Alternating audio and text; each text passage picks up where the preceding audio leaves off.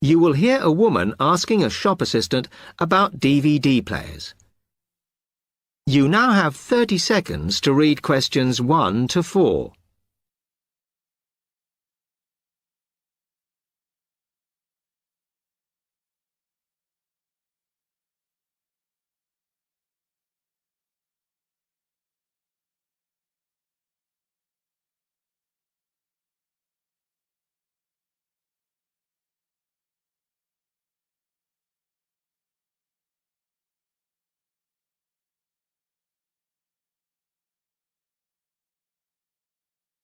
Hello, I'm interested in buying a DVD player. Can you help me, as I don't know very much about them? Of course. We sell quite a range. Actually, we're doing a customer survey at the moment, so I wonder if I could fill in this form about you, and that will actually help me to advise you on the best DVD player for you. Oh, okay. First of all, your occupation. Student. Okay. Then, have you already got a DVD player? No, I've never had one before. Uh-huh. And how much do you think you want to spend on a player? I'm not sure, really, but I have got a budget. My friend said I should allow about £100, but I can't afford over £85, so that's what I'm working on. Mm-hmm. And do you watch DVDs very often? Depends what you mean by often. I don't know what the norm is. Is it about 2 a week? I suppose I watch 3 a month. That's enough for me. Yes. What sort of films do you like watching then? Action movies? Not really. Oh. My boyfriend always insists we watch science fiction movies, but I prefer thrillers. Something to get your teeth into. Okay, just one more. Do you watch other DVDs? Ones that are not films, like music or something? Not much, because I don't want to spend the money on something I can watch on TV, but I occasionally rent out comedy programs, and I fight with my boyfriend over all the sports DVDs he watches. You now have 30 seconds to read questions 5 to 10.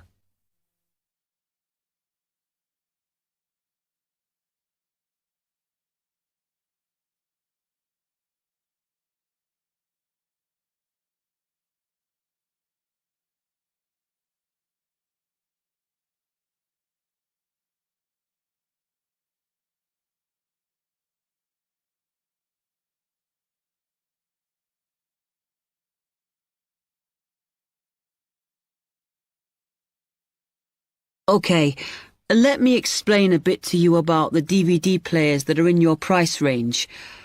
First, there's the DB30, which has only got basic features, but it is a bargain at £69.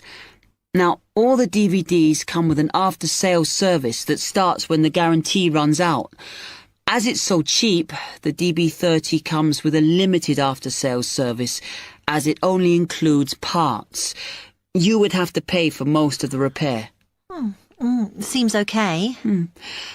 Then, a slight grade up from that is the XL643. This comes with an additional feature in that it has an extra button allowing you to record. That's quite useful. Oh, yes. That would mean spending less on DVDs to watch. Yes, so you'd make the extra money back on it that it costs. Let me see how much it is.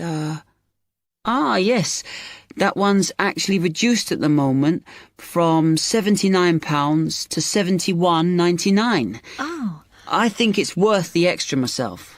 And is that the same level of after-sales service as the other one? Well, you get a bit more for your money because what we're offering is a discount on labour. So you don't pay the full price if you have to call an engineer out. I see. Then the last one is this Tri-X24. It's a very good player, and you can use it to listen to your CDs as well as watch DVDs. It looks nice, but I bet it's expensive. No, it's not top of the range. Let's see. Yes, it's £94. But what you have to remember is that includes insurance, so you don't have to pay extra for that. And it comes with a guarantee that's valid for 3 years, as opposed to the usual one. What do you think?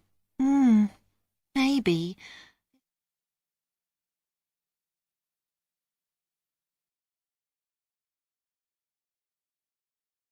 That is the end of part 1. You now have half a minute to check your answers.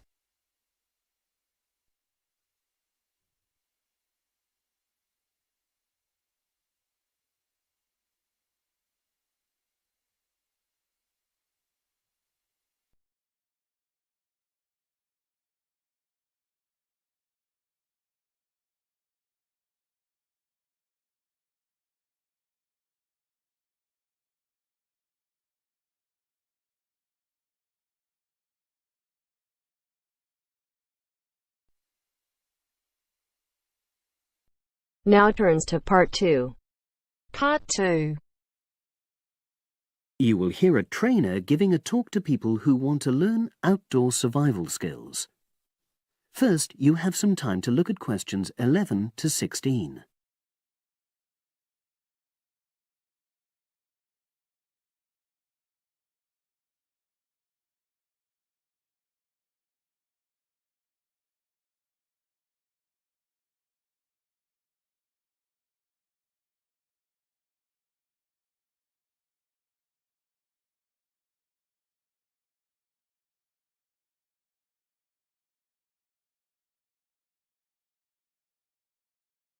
Now listen and answer questions 11 to 16. Good morning, everyone, and welcome to our outdoor survival program. As you know, this week you'll be learning some of the basic information and skills you need to look after yourself independently in the outdoors.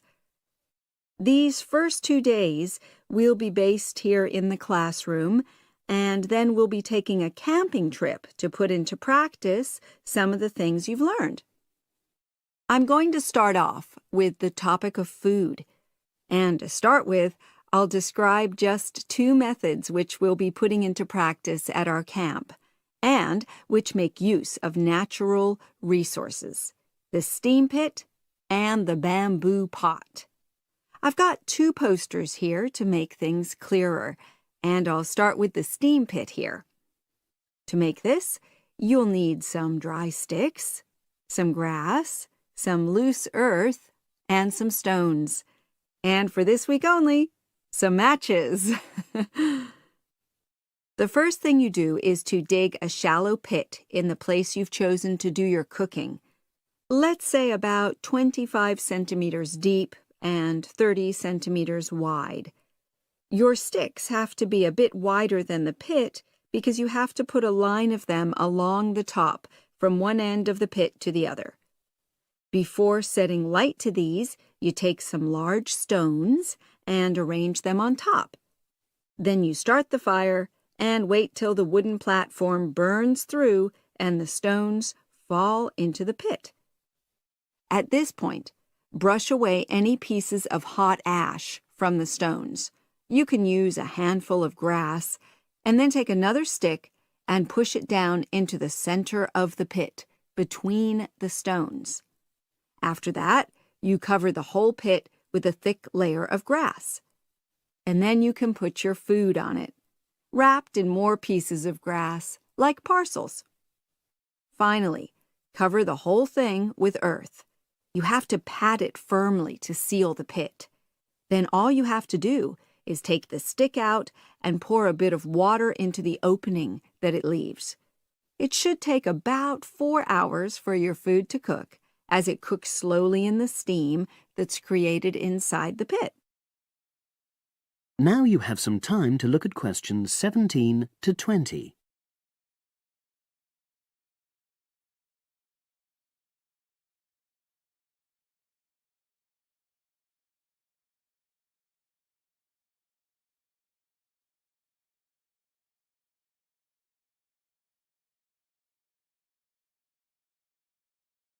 Now listen and answer questions 17 to 20. So, simple but effective.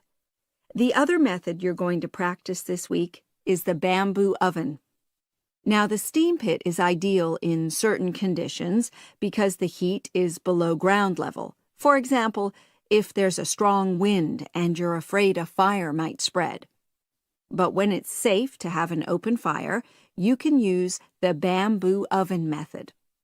You get a length of bamboo, which, as you probably know, is hollow and consists of a number of individual sections with a wall in between. You use a sharp stick to make a hole in each of the dividing walls apart from the end one.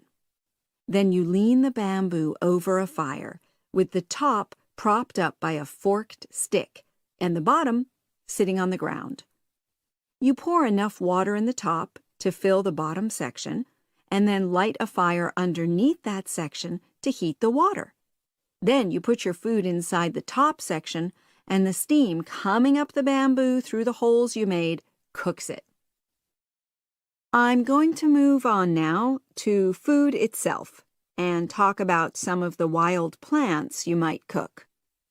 I'm going to begin with fungi. That's mushrooms and toadstools. I'm sure you'll be aware that some of these are edible and they're delicious, but some of them are highly poisonous. Now, whether they're poisonous or not, all fungi that you find in the wild should be cooked before eating, because that helps to destroy any compounds in them that might be mildly toxic. But be aware that any amount of cooking won't make poisonous varieties any safer to eat. Unless you can definitely identify a fungus, you should never eat it. It's not worth the risk. And you need to be really sure, because some fungi that are poisonous are very similar in appearance to certain edible varieties. They can easily be mistaken for each other. So, having said all that, fungi are delicious when they're freshly picked, and although they are only moderately nutritious, they do contain minerals which the body needs. I'll move on now to leafy plants, which are generally... That is the end of part 2. You now have half a minute to check your answers.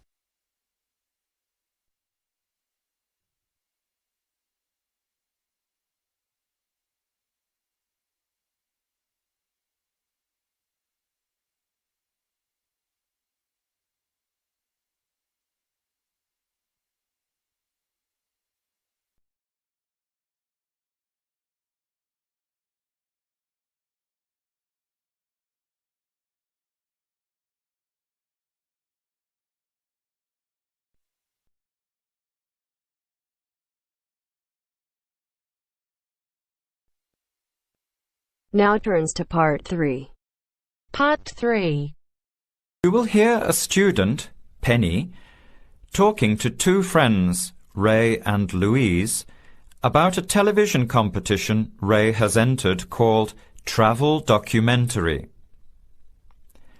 Before you hear the conversation, you have some time to look at questions 21 to 26.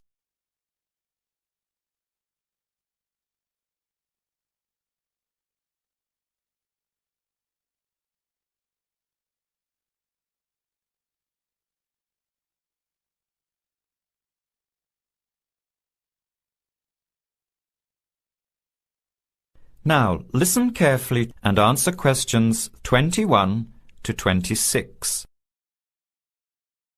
Hi, haven't seen you two in ages. What have you been up to? Hi, Penny. Ray is really excited. He's just been shortlisted for Travel Documentary.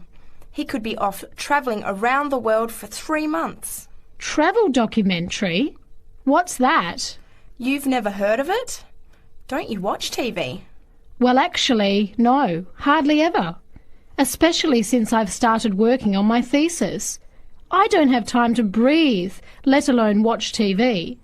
So what's this all about, Ray? Well, actually, it's a competition run by public TV. It involves my two great loves, travel and filmmaking. Is it that program where people are sent around the world making documentary videos? I have heard of it. Fantastic! So you've been chosen? Not yet. I'm one of 34 selected for an interview next week, so I've made it through the first cut. Yeah, there were over 200 applicants from around the country. Pretty amazing, hey? Well, I've been lucky so far. What's the next stage? 13 are chosen from the interview to do a 4-week training course in documentary filmmaking. Then, the 8 finalists get sent off with a video camera to travel around the world. Sounds incredible. What's the catch? The catch is that every 2 weeks you have to send in a 10-minute video from a different part of the world. It's broadcast on TV along with the work of 3 of the other competitors and judged by a panel of experts and the TV audience. So you're under a lot of pressure. Wow, I guess so. You mean you're on television every 2 weeks? Yep, that's right. But first I have to be selected.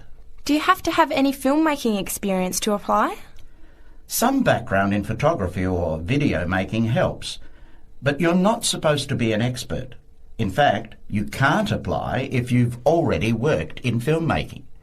We all get the same 4-week course, so we start with the same skills.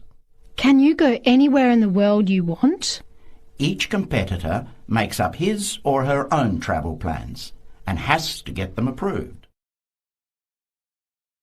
Before the conversation continues, you have some time to look at questions 27 to 30.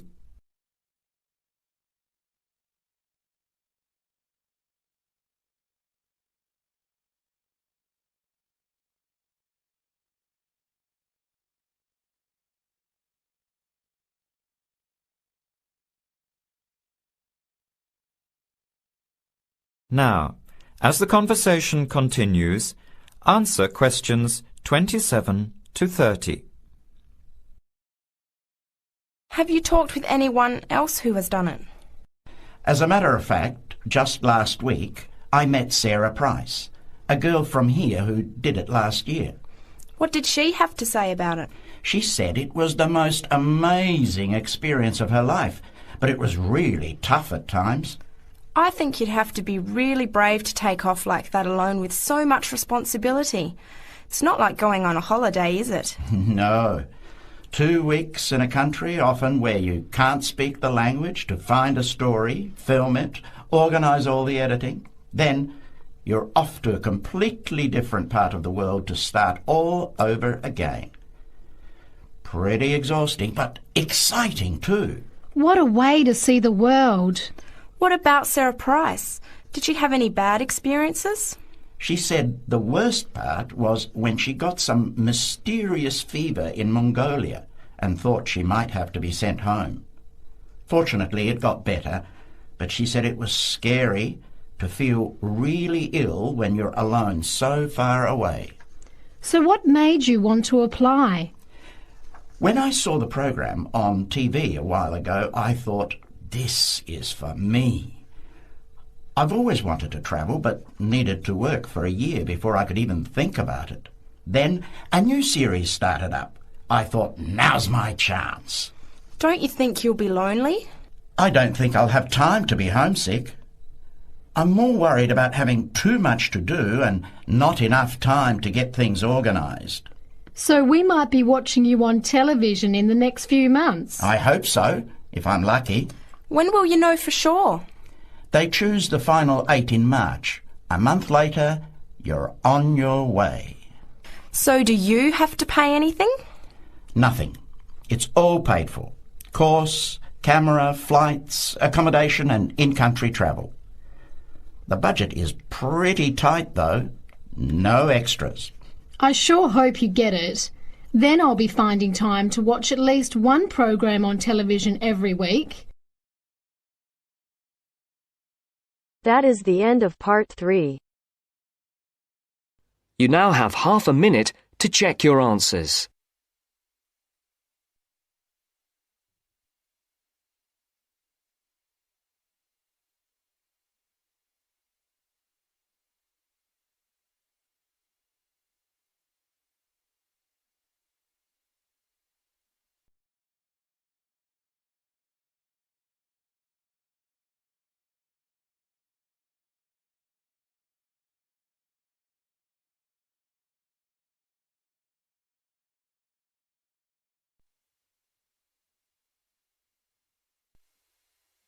Now turns to Part 4.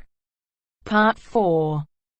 This is Jane Frost with this morning's edition of Wake Up with Frost.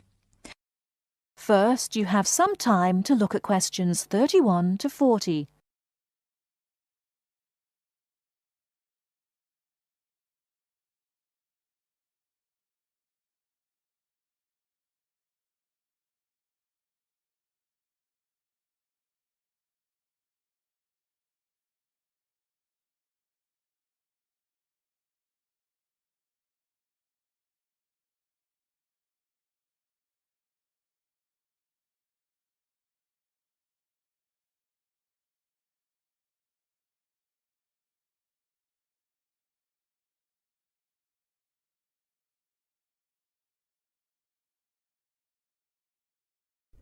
Now listen carefully and answer questions 31 to 40.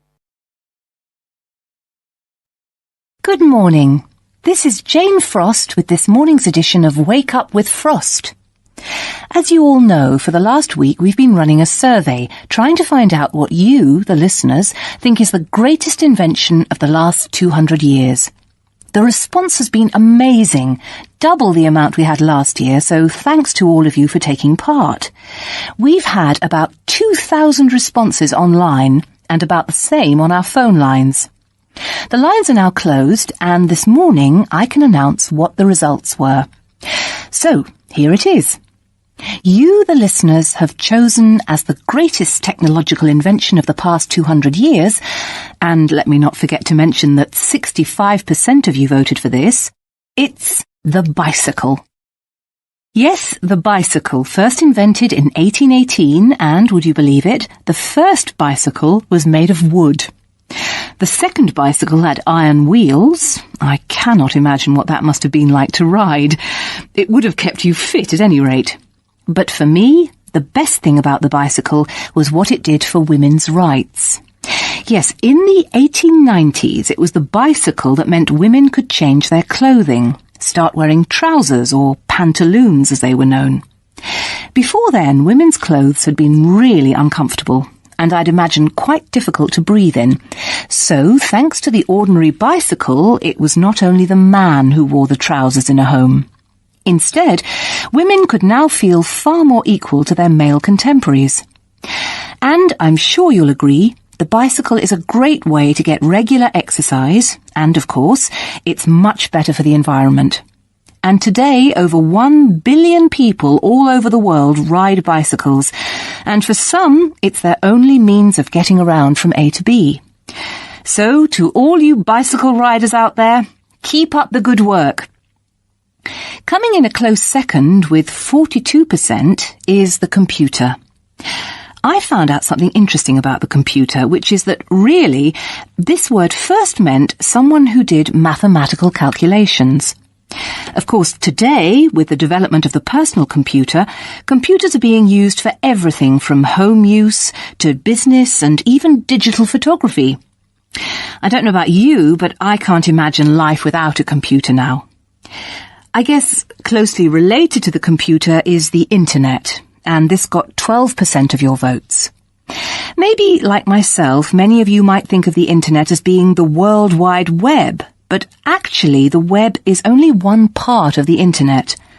The internet began as part of the United States military network, but it later began to be used by businesses and academic institutions. Of course, today, the internet has so many uses. We use it for shopping online and entertainment, as well as to find information and send emails. But sadly, there is a darker side to the internet, and some of you have sent me emails about this. Finally, with 5% of your votes, is the radio. We think the radio was invented by Marconi in 1896, and he opened his first radio or wireless factory in the United Kingdom in 1898. In 1906, a man called Reginald Fessenden gave the first radio broadcast from Massachusetts. Ships could hear him at sea, and apparently he played the violin. As yet, listeners, I've spared you from having to listen to my guitar playing.